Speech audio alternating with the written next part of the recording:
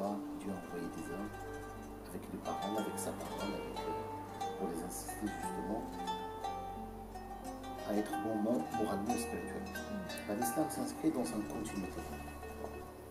Maintenant, l'islam, comme c'est le dernier message, c'est un message en quelque sorte qui est couronné, on va dire, des messages qui l'ont précédé. On va dire qu'il s'inscrit dans une rupture, il s'inscrit dans une continuité.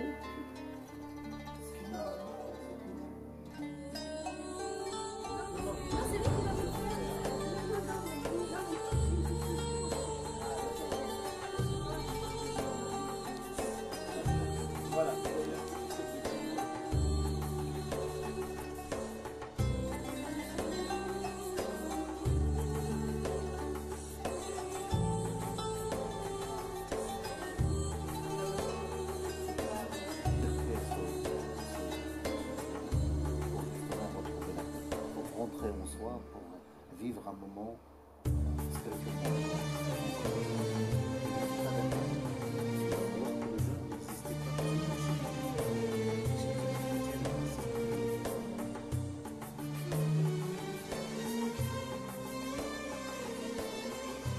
La mosquée de Mantes-la-Ville devient un fait social, une institution sociale, un partenaire social qui apporte un plus dans la vie de la cité, sur le plan social évidemment, mais aussi sur le plan spirituel. J'ai trouvé ça formidable, surtout l'histoire des femmes. Je ne savais pas que la femme était vraiment, vis-à-vis des musulmans, comment dirais-je, qui a évolué, ça veut dire. Donc l'imam l'a bien expliqué, les différents conflits qu'il y a eu, etc. Donc on va repartir pas trop bête de la mosquée.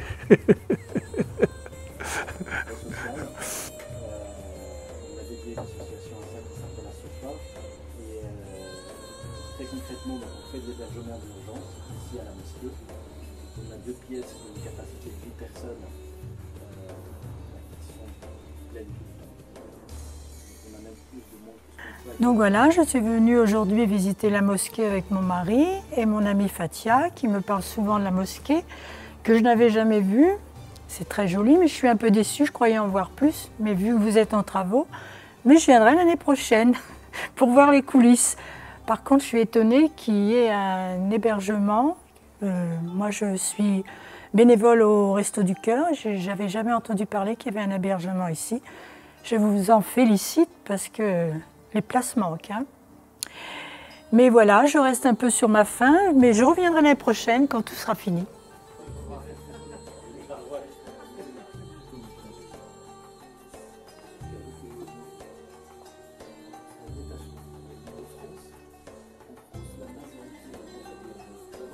Je suis venu à la journée du patrimoine à la mosquée, ici, au Merisier.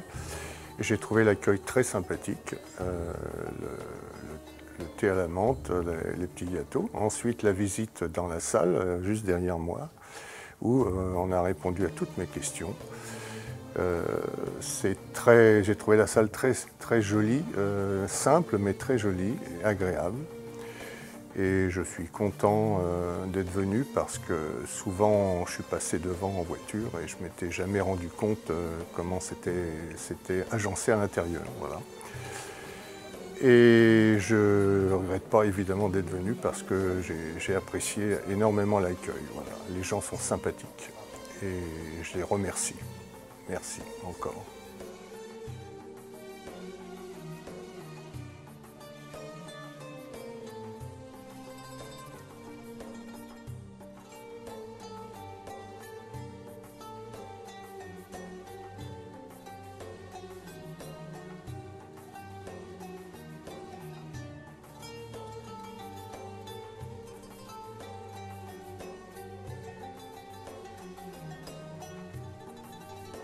La calligraphie, c'est comme les autres calligraphies.